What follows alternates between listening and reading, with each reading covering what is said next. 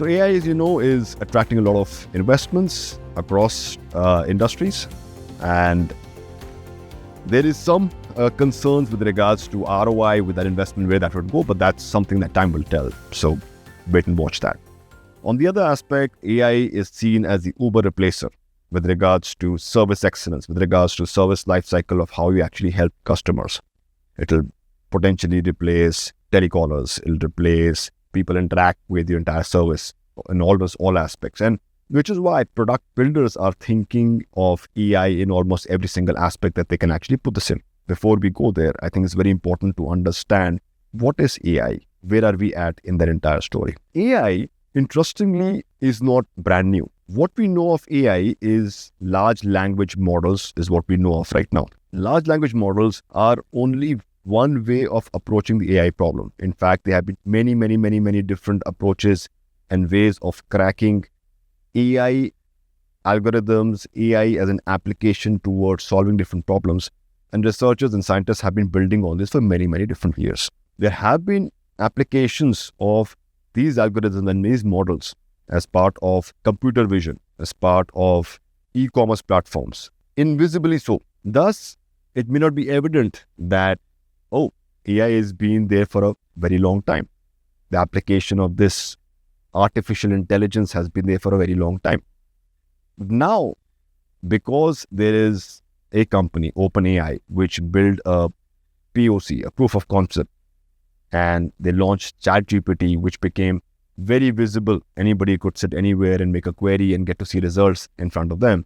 That created a virality in terms of this technology, a lot of euphoria about this, a lot of interest by different investors in terms of being able to put money towards this area, which is why almost every single company out there is thinking of investing into AI or is building some AI ability as part of their products. This is the spiel which is coming from management consultants also, that most companies are embracing AI.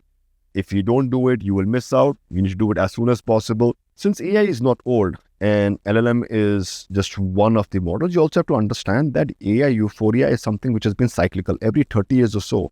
And this is why Mikhail Kaku talks about this. Every 30 years or so, there's a lot of interest in this field, a lot of investment flows into it, and then it comes to a trough of disappointment where people realize that the investment is not being realized and there is a shift away from this particular technology in the way it actually is applied. The caution that I want to add in terms of building products is that technologies like AI are great with all the right moves.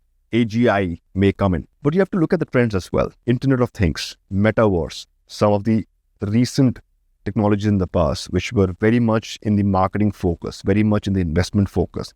In fact, I remember clients telling me that, forget the app that you're building for us, how are you going to get us onto the Metaverse? And my question was, what problem will this solve for you? Why do you want to do this? And they didn't really have a real answer except the fact that everyone is getting onto it, so please help us get onto this as well. The challenge with a technology way of building products is that you're not solving real problems. You're trying to invest in technology and then reverse engineer solutions in that context. It just doesn't work in that way. Because fundamentally what you're building and designing for at the center is still the human and the human brain. And largely this is not evolved.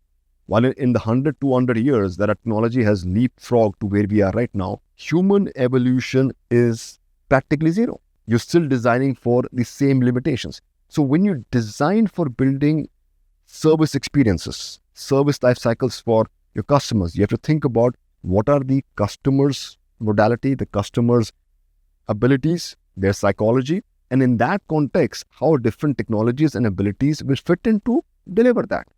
And AI will be one of those pieces amongst many others that will fit in to deliver that kind of experience for the future. So the critical question at this point for you is, how is your customer evolving? How are they thinking? You really need to change your service life cycle in a big way to be competitive, and then bring technology to enable it at the end.